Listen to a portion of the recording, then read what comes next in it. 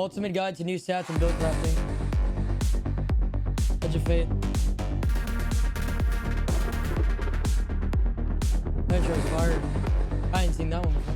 Hey, what's up guys? Welcome back to another video. It's an exciting time here for the channel as I recently had the chance to visit Bungie HQ and get some hands-on time with the Edge of Fate early. I want to thank Bungie for having me and all the devs I had the pleasure of interacting with for being so welcoming and receptive to my feedback. A lot of great constructive conversations were had and I really did come out of it with the perspective that Bungie are doing everything in their power to build the best version of Destiny. I was able to view and cover all sorts of content from the Edge of Fate. I wanted to quickly mention that there is going to be a playlist linked in the top right of the screen now where you can find all my content and videos related to the upcoming Edge of Fate DLC. From new exotics, endgame weapons, PvE abilities and mechanics, builds, new origin traits, different tiers of loot, you name it, you can find it all here in one condensed playlist. However, this particular video is going to be exclusively focused on the stat rework and the implications that it will have within the Crucible. Quick disclaimer, this obviously is all on a test build and all of these numbers are subject to change before the Edge of Fate releases on July 15th. I'm excited to bring you an early breakdown of such an important game system within the Edge of Fate. So let's take a look at what's changing and what's the difference between a tier 2 gear set like this and an endgame tier 5 gear set like this. So let's not waste any time and let's get into it. We're starting off with a pretty major change. As you all know, we've always had 3 set stats for movement, health, and healing within Destiny: mobility, resilience, and recovery. These stats also influence the cooldown rate of your class ability depending on which class you are playing. However, this is no longer the case. The first big change in the Edge of Fate's perfected buildcrafting system is that Bungie have scrapped these 3 stats entirely from the game. How do these stats work now?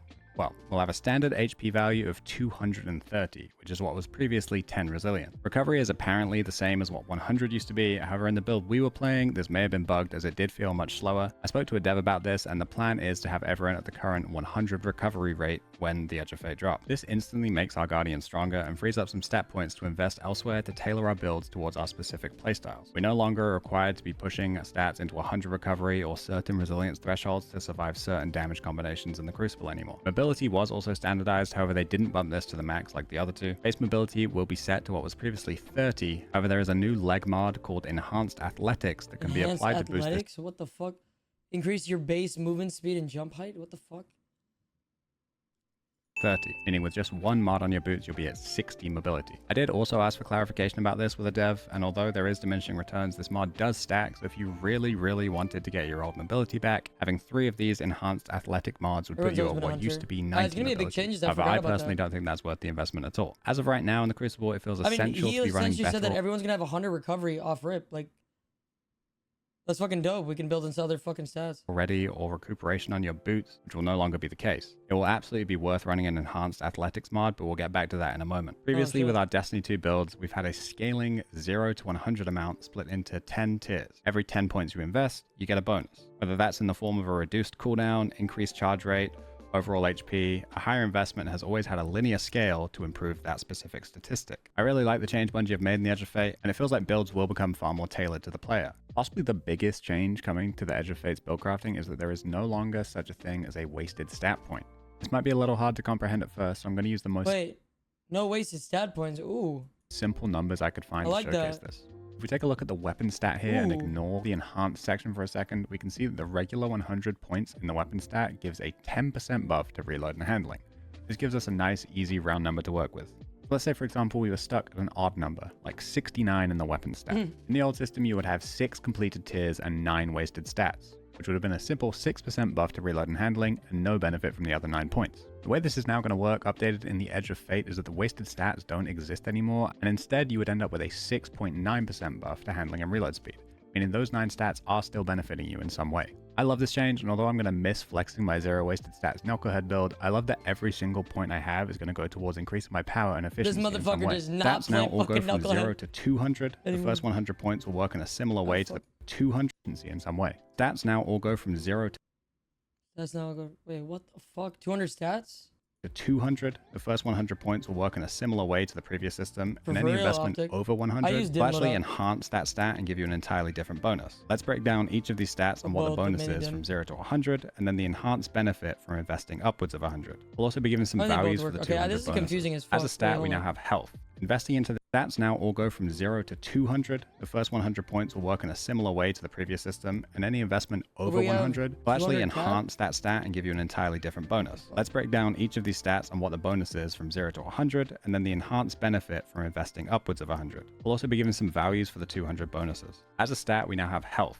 Investing into this stat does not increase your health. You will always have a flat global 230 HP in the Crucible. Any points you invest into health from 0 to 100 will increase the amount of HP. Resilience is gonna be like, you know, doesn't matter if you have max rezo anymore, right?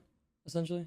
Gain when you pick up an orb, which is why I was saying better already and recuperation are no longer essential. This investment is also a scaling flinch reduction. At 100 points, you'll receive a global minus 10% what the fuck flinch. is this? Increase the amount of health you gain. Okay. Reduces flinch from incoming.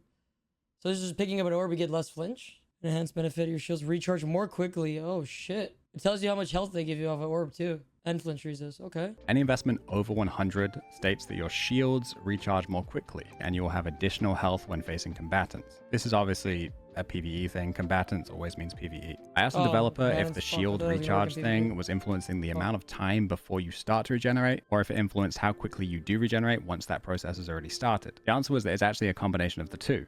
Both the speed of the regen and the time before starting the regeneration are both impacted by the enhanced health stat. As for our abilities, it's a bit more straightforward. However, it is worth mentioning that they've been renamed. The strength stat is now just called melee. What used to be discipline is now grenade. And what used to be intellect has been simplified into just super. For all three of these stats, the first 100 points Why did they change the name to fucking super? into just super. For all three of these stats, the first 100 points will influence the cooldown rate of the ability, just like the old system used to. But now any enhanced investment over 100 will cause the corresponding ability to do increased damage. I do wish I got a little more time in PvP to test some of these damage combinations. Like it would have been cool to see the one-shot potential of sticky grenades or damage combinations. Do wish now any enhanced investment over 100 will cause three of these stats, first 100, and what used to be intellect. For all three of these stats, the first 100 points will influence the cooldown rate of the ability, just like the old system used to. But now any enhanced investment over 100 will cause the corresponding ability to do increased damage. I do wish I got a little more time in PvP to test some of these damage combinations. Like it would have been cool to see the one-shot potential of sticky grenades or trip mines, but we only had a couple of hours. Now we have an entirely new stat, class. As I mentioned, the class abilities cooldown were previously tied to our 3 core stats. We now have a stat that determines this individually. The enhanced benefit of the class stat is also very interesting to me. However, don't worry, I know you're hearing this and worried that it sounds overpowered straight away. Enhancing your class stats over 100 will mean that whenever you use a class ability, you're granted an overshield, of which the over health HP amounts. Wait, hold on. You get an overshield? What the fuck? For free. If you build into that. It doesn't even say a small overshield. It says overshield. Even the one you get from the Tomb of Wan is actually a lot. And that was like, they said mini fucking overshield. So I wonder how much overshield you get. It's probably a good amount. Probably almost full or probably full. Free OS. For no reason. You don't even have to shoot, right? 100 will mean that whenever you use a class ability, you're granted an overshield. Okay. Which the over. So that's just broken as fuck, no? You get an OS for dodging, a rift, and a shield. What the fuck? Health HP amount scales depending on how much you've invested. From our testing, we didn't go all the way to 200, but it was rarely above like a 20 HP overshield. Okay. Now for the stat that I am by far the most excited for, it was rarely over is a the 20 new HP weapons overshield. stat. But I mean, it's still an OS for free though. I feel like that's annoying as fuck. Like if someone just dodges next to you and they have an OS. Granted, 20 HP is not the end of the world, but still annoying as fuck. Points between 0 and 100 will give you a bonus to weapon reload and handling speeds. The scale is straightforward, 100 points is 10%. The enhanced weapon stat is what's really interesting to me. Any enhanced investment into the weapon stat will give you a straight up damage increase in PvP. Like you can literally have a damage buff that's larger than current Radiant just for investing points into your build. I know this sounds like a crazy stat investment to really focus something that high, but I want to know everything you've seen so far on screen is with a tier 2 gear set. But for those of you hunting endgame loot, the flexes among us, here's what a full tier 5 will look like. I will have another video breaking down loot tiers for both. What the fuck? That looks so weird. Weapons. They literally put like fucking 3 dots next to this shit to make it more shiny. And armor. Like what the fuck? I don't know. That armor doesn't even look like gas. But I do like the symbols on the like rework. That's actually clean. Looks like they didn't do anything for the grenade or melee though. I like the new shit here though. That's cool. I will have another video breaking down loot tiers for both weapons and armor that goes into depth about set bonuses, etc. in a lot more detail. That will be linked at the end of this video and in the top right of the screen now if you want to just open up a tab and check it out after. I wanted to quickly show you what a build is going to look like for endgame players though. This is more relevant to our gear video, but a quick note, let's take a look at this tuning slot that is exclusive to tier 5 legendary armor. Whoa. What the fuck? That looks so different. Not like crazy different, but what the fuck? Looks cool. What the fuck? As we can see, this Bushido cowl helmet has the 3 lines next to the health stat. Bushido. This shows that health is the stat we can influence using the tuning slot. Now we have 2 options. The first option we're going to refer to as plus and minus tuning. Whatever stat the specific piece of gear is randomly rolled to be attuned to, we have the ability to sacrifice another stat of our choice and give it an even larger bump. For example, if we use this plus health and minus super tuning mod, we would be taking 5 points away from our super stat and bumping it into an additional 5 health. From my understanding and what the devs explained, I did ask them about this, the stat that rolls on these is completely random. Our other option here is balanced tuning. If we decide we don't want to lose 5 in another stat, or maybe our health stat is plenty high enough and we don't care to get the additional 5 stat points, we also have the simple option of bumping +1 into the 3 current lowest stats on this piece of gear. This gives us an overall +3 stats with no drawback. This would have been a nightmare before in the old tier system, but now that wasted stats don't exist anymore and every point is helping in some way, it's a nice and welcomed addition. There is other things to get into for gear, such as the brand new armor archetypes and set bonuses, but we'll leave that more detailed explanation in our dedicated Edge of Fate gear tiers video. With how much customization there is in this new system, I really do not envy the guys over at D2 Armor Picker having to update the tool for this new system, but I wanted to give them a shout out for always getting our builds in good shape because we aren't smart enough to do it ourselves. So those are the major stat changes coming in the Edge of Fate. Yo, no cap though, like, these symbols look fire. But I think I actually love it, and I do think Fuck, he has this thing like Buildcrafting covered over, motherfucker.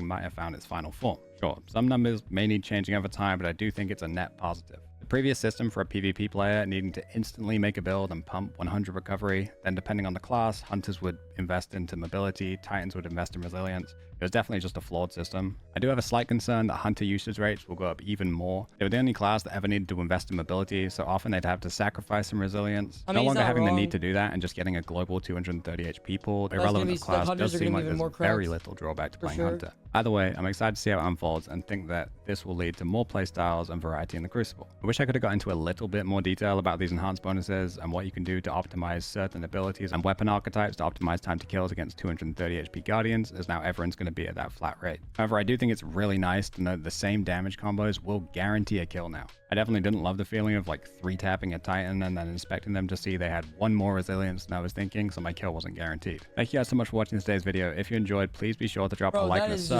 If you're interested in seeing more Edge of Fate content, new, but it's just, you have the ability to determine this individually. The enhanced benefit of the class stat did like 600 so points essentially you have 0 wasted stats. 10% buff to really reload nice, and handling. This gives us a nice line to show Buildcrafting is that there is on no this longer like section of the video flinch reduction. Now just call it like like there's like a scale mod damage that helps increase you in with that PvP. too? Like you know the video breaking down, Like, sacrifice another stat of our choice and give it an even larger bump mod, additional 5 health. From my understanding and what the devs explained, I did ask them about this.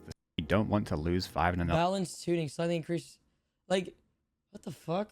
I guess that makes sense, but I guess I have to try it out once it comes out. Maybe our health stat is plenty high enough and we don't care to get the additional 5 stat points. Like we also have the simple option of bumping +1 into giving us some the hella new 3 content, current lowest stats on this Edge of piece of Fate, gear. This gives us an overall +3 stats with no drawback. This would have been a nightmare before in the old tier system, but now that wasted stats don't exist anymore and every point is helping in some way, it's a nice and welcomed addition. There is other things to get into for gear, such as the brand new armor archetypes and set bonuses, but we'll leave that more detailed explanation in our dedicated Edge of Fate gear tiers video. With how much customization there is in this new system, I really do not envy the guys over at D2 Armor Picker having to update the tool for this new system, but I wanted to give them a shout out for always getting our builds in good shape because we aren't smart enough to do it ourselves. So those are the major stat changes coming in the Edge of Fate. It's pretty drastic, but I think I actually love it, and I do think Buildcrafting might have found its final form. Sure, some numbers may need changing over time, but I do think it's a net positive.